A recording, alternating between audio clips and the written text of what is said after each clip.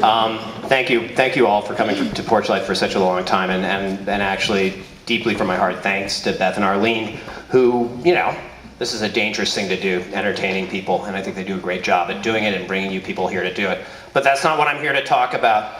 I work as a rock and roll musician primarily when I'm not on the piano here, just sort of playing people on and off stage. And the only danger I ever experienced really at Porchlight is there was a woman who had gone about 18 minutes who was a Jonestown survivor.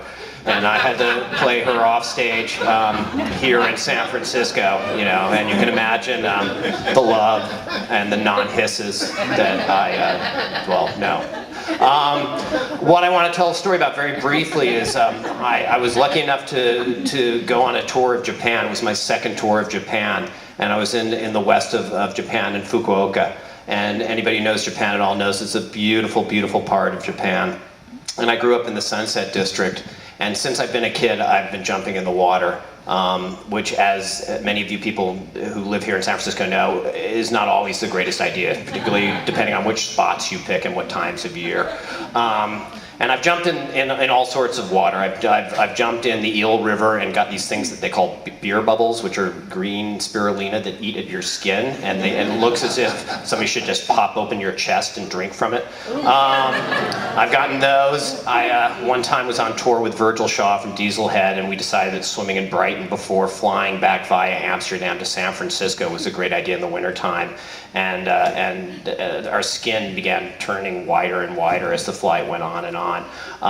But, you know, probably the most naive experience that I've had was also what I thought was the greatest day of my life. I was in Fukuoka. I was about to play the Sunset Festival with Tommy Guerrero, who's worshipped over there. He kind of invented street skating, and he grew up in the same neighborhood as I did. And I got to this festival site, and there's about 30,000 people there. And they took us into a hut. It was an open-air hut, and there's people playing traditional Japanese music, dressed in traditional Japanese garb. And they said, "Would you like some shiatsu?" And I was, you know, more than talking, I love massage. I was like, yeah. And so I'm just lying there. It's nice and hot. There's like beautiful kodo. There's a beautiful woman. All these great people with towels wrapped around their head. The weather's great.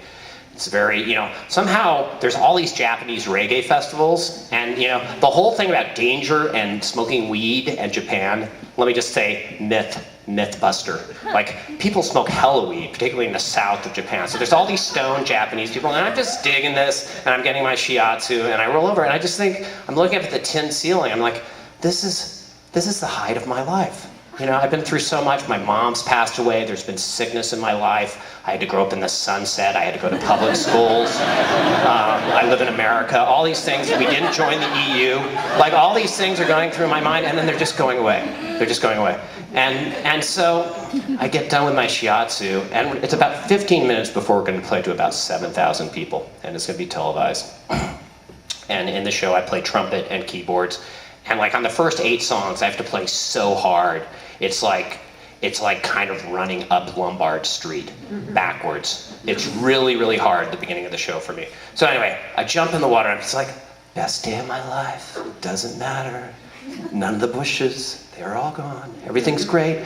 And then all of a sudden, I feel something grab me, and I can't get away from it, no matter what I do. And, you know, I've boogie boarded, and I've surfed, and I've like touched pilot whales, and they, you know, like weren't sharks, and I've been psyched. But whatever was grabbing me was really grabbing me, and it really hurt. It hurt like more than anything can hurt. And the best way I can describe the hurty is that it felt like if there was a gigantic human-sized French fry machine, and they went shh. And so I'm kind of like here, you know, shh-wise. And I just like tried every stroke that I have ever seen on any Olympic. I tried the backstroke, I tried the butterfly, I tried the weird thing the man from Atlantis did. You know, I tried every fucking thing I could do to get away from this thing. And I got out of the water, and my skin began to welt up like this. And there's pictures of like the guitarist from the group like holding up my arm in the air, like, look at this dead thing, wow, gnarl bone, you know, and so all they did is they put me in a golf cart, which is like a normal response apparently in Japan for any emergency. They immediately put me in a golf cart and drove me somewhere. And they drove me up the hill, and there was literally like the Japanese Quincy, who was drunk, like in the tennis hat. And then two incredibly foxy Japanese chicks. I was in pain, but I was like, wow, those are great looking women. And he was just like, again and again, sort of drunkenly saying, time. There's a translator with me. He just kept on saying time again and again. And they were pouring water over my wounds and salve. And, you know, I played the show. About 15 minutes later, I wore a tuxedo, and I just fought my way through it. And, you know, maybe I sweat out some of the toxins, but there was like scars that were about this long that I had for, you know, months. And it's funny because in Japan, the first thing is that everywhere in the world, people think, oh, you got stung by a jellyfish? Urine's the answer. And so everybody wants to pee on you. So that was like danger number one, beyond like the whole French frying of my body.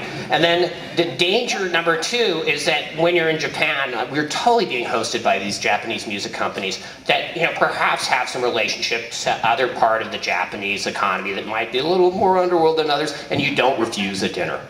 So there was a lot of glugging of Sapporo ya and stuff. And so, you know, if you looked at any medication for, you know, jellyfish, which there's no way to solve it. It's like, it has like pictures of kids flying. It has all these ideograms that make no sense at all. But the one big one is glug, glug, glug, glug, glug, X. And, you know, I've had a lot of friends in rock and roll that, you know, there's people who take it too far. Like, you know, I'm very sad. You know, I want to say rest in peace, Vic Chestnut. He's a guy who one time tried to overdose on codeine and aspirin, and he didn't die, but his ears rang for 2 months. And I gotta say, rest in peace, Sparkle Horse. But I have no rest in peace here, man. I'm here, I'm proud that I survived that danger, and I'm happy to be part of this very dangerous activity we call Porchlight. Thank you all.